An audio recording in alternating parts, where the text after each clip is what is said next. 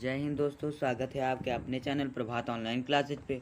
आज मैं आप लोगों के लिए क्लास 10th की बायोलॉजी यानी जिसे हम लोग हिंदी में जीव विज्ञान बोलते हैं का पाठ 2 नियंत्रण एवं समन्वय का भाग 17 लेके आया हूँ, जिसमें मैं आज आप लोगों को बहिःस्रावी ग्रंथियाँ बताने वाला हूँ। तो चलिए दोस्तों स्टार्ट करते हैं आज की नई वीडियो। तो दोस्तों आज का हमारा टॉपिक बहिःस्रावी ग्रंथियाँ। तो दोस्तों जिसे हम लोग हिंदी में एक्सोक्राइन ग्लैंड बोलते हैं। तो आप इसे देख सकते हैं, ऐसी ग्रंथियां जो अपने रासायनिक उत्पादों रस एंजाइम्स को शरीर के अंदर या शरीर के बाहर स्रावित करें, बहिःस्रावी ग्रंथियां कहलाती हैं। तो दोस्तों ये जो बहिःस्रावी ग्रंथियां होती हैं ये हमारी 7 प्रकार की होती है। आप देखिए यहाँ लिखा हुआ है बहिःस्रावी ग्रंथियां 7 प्रकार की होती हैं। तो दोस्तों पहली हमारी जो ग्रंथि है उसे हम लोग कहते हैं लेक्रिमल ग्रंथि। इसका काम जो होता है, आप देख सकते हैं यहाँ वर्क लिखा हुआ है। इसका काम जो दोस्तों होता है आंसू निकालना।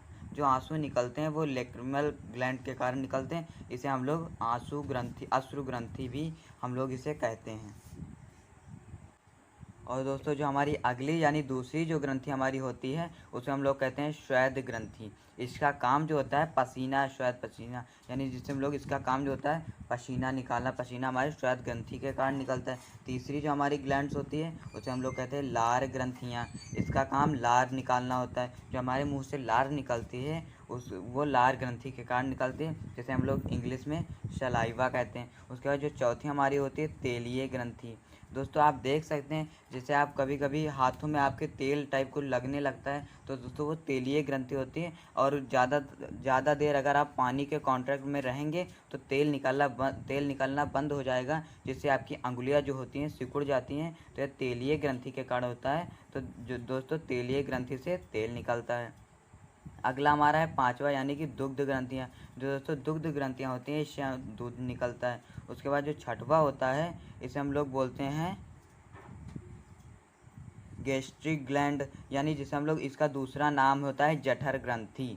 तो दोस्तों इसका काम है HCl plus juices plus enzyme, ये तीनों निकालने का इसका ग्रेस्टिस ग्रंथि का काम होता है। उसके बाद जो दोस्तों हमारा सातवां आता है यकृत, जिसे हम लोग कलेजा भी कहते हैं। इसका इंग्लिश में इसे हम लोग लीवर कहते हैं। इसका काम होता है बाइल जूस निकालना, यानी जिसे हम लोग इंग्लिश में हिंदी में पित्त रस बोलते हैं।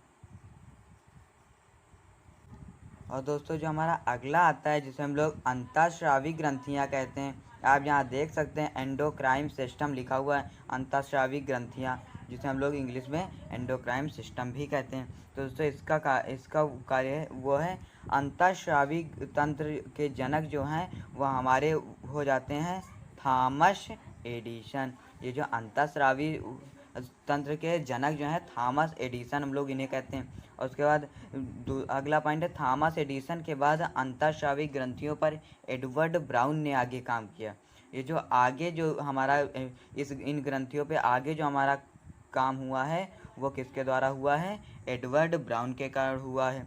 तो अगला पॉइंट हमारे दोस्तों, मनुष्य के शरीर में 8 प्रकार की अंतःस्रावी ग्रंथियां पाई जाती हैं। तो दोस्तों आइए देखें कौन कौन सी ग्रंथियां मनुष्य के शरीर में पाई जाती हैं। तो दोस्तों आप यहाँ देख सकते हैं ब्रेन, यानी जिसे हम लोग हिंदी में मस्तिष्क कहते हैं। मस्तिष्क में दोस्तों 3 प्रकार की ग्रंथियाँ पाई जाती हैं। पहला हमारा होता है हाइपोथैलेमस। दोस्तों हमने इन सारे के वीडियो हम बना के आपको दे दिए, आप देख सकते हैं वहाँ जाके। उसके बाद दूसरा जो आता है हमारा पिट्यूटरी ग्लैंड, यानी जिसे हम लोग इंग्लिश में पीनियल ग्रंथि बोलते हैं। सॉरी दोस्तों, पिट्यूटरी ग्लैंड जिसे हम लोग हिंदी में पीयूष ग्रंथि बोलते हैं। उसके बाद आता है हमारा तीसरा पीनियल ग्रंथि, जिसे हम लोग पीनियल। अगला दोस्तों आता हमारा थ्रोट, यानी जिसे हम लोग कंठ बोलते हैं, यानी जिसे हम लोग गला भी कहते हैं। तो दोस्तों इसमें जो होती हैं वो 2 प्रकार की ग्रंथि। तो दोस्तों इसमें हमारी 2 प्रकार की ग्रंथियाँ होती हैं। पहली दोस्तों हमारी होती है थायराइड ग्लैंड, जिसे ये दोस्तों हमारी जो है एच शेप की होती है। ये जो थायराइड ग्लैंड होती है ये हमारी एच शेप की होती है, और इसे हम लोग एच शेप ग्लैंड भी बोलते हैं। और इसका दूसरा नाम है बटरफ्लाई ग्लैंड, ये जो बटरफ्लाई आकार के टाइप भी दिखती है। अगला दोस्तों हमारा यानी 5वां, हम लोग 4 पढ़ चुके हैं, 5वां हमारा आता है। 5वें को हम लोग कहते हैं पैराथायरॉयड ग्लैंड, जिसे हम लोग पराआवर्त ग्रंथि भी कहते हैं। ये जो पराआवर्त ग्रंथि होती हैं दोस्तों, ये जो है संख्या में 4 होती है। ये दोस्तों संख्या में सदैव 4 ग्रंथियाँ होती हैं।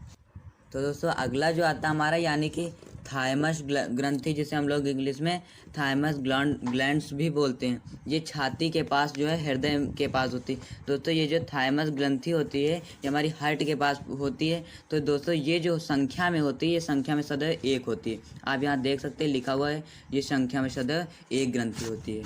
तो दोस्तों सातवां हमारा आता है अधिवृक्क ग्रंथि, जिसे हम लोग इंग्लिश में एड्रिनल ग्लैंड भी बोलते हैं। ये किडनी यानी वृक्क के ऊपर पाई जाती है। ये जो एड्रिनल ग्लैंड होती है ये वृक्क के ऊपर पाई जाती है। और दोस्तों ये सदैव संख्या में 2 होती हैं, आप यहाँ देख सकते हैं। उसके बाद हमारा नीचे आता है यानी 8वीं जो होती है हमारी लैंगिंग ग्रंथि होती है, जिसे हम लोग इंग्लिश में गोनाड्स भी कहते हैं।